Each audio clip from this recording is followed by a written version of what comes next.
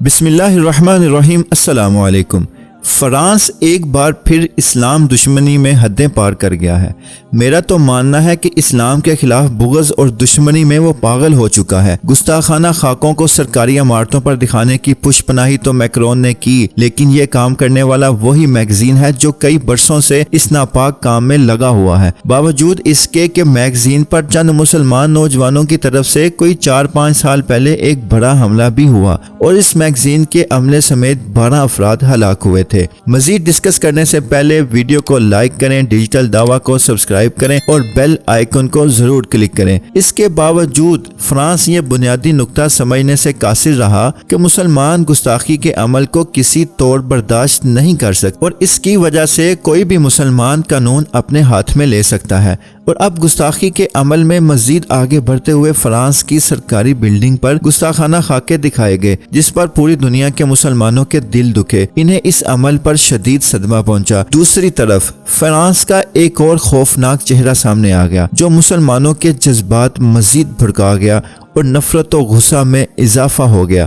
France کے national museum میں جو پیرس میں موجود ہے، ایک پوری جگہ موجود ہے جہاں پر 20,000 سے زیادہ لوگوں کے سر کاٹ کر جمع کیے گئے ہیں۔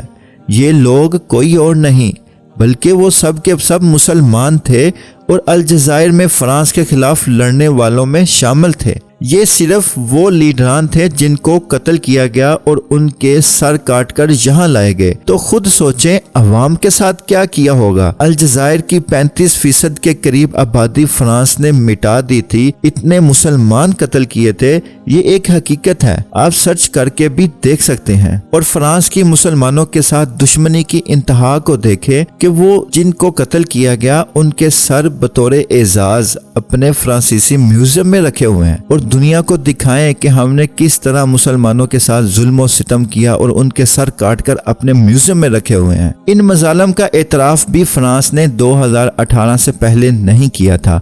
جب جرمنی میں یہودیوں کے ساتھ ہولوکاسٹ ہوا تو عدالتیں بٹھائی گئیں، ایک ایک مجرم کو سزا دی گئی۔ ذرا وہ عدالتیں دکھاؤ جن میں اس ظلم کے مجرموں کو پکڑ پکڑ کر سزا دی گئی ہو۔ کہاں ہیں؟ کون تھے وہ مجرم؟ سب ایک راز بن چکا ہے۔ مگر یہ حقیقت ہے کہ فرانس نے جو مظالم کیے ہیں وہ کسی نے پوری تاریخ انسانی میں نہیں کیے۔ اور ہاں، یہ سب قتل عام اسی وقت ہوا تھا جب دوسری جنگ عظیم اور اس کے بعد کے سلسلے جاری تھے۔ فرانس کا ایک اور مکروہ چہرہ بھی مسلمانوں نے دیکھ لیا کہ وہ اسلام دشمنی میں کس حد تک جا سکتا ہے اور کیا کیا خوفناک حقائق ہیں۔ مسلمانوں سے اپیل یہ ہے، درخواست یہ ہے کہ وہ اب پوری زندگی کے لیے اس کا بائیکاٹ کر دیں۔ کوئی ایسی پروڈکٹ خریدے ہی نہ جو فرانس کی ہو، جس سے فرانس کی معیشت مکمل طور پر دیوالیہ ہو جائے گی۔ 1.5 ارب مسلمان جب فرانس کی پروڈکٹ کا بائیکاٹ کریں گے تو اس کی معیشت ایک دن زمین بوس ہو جائے گی۔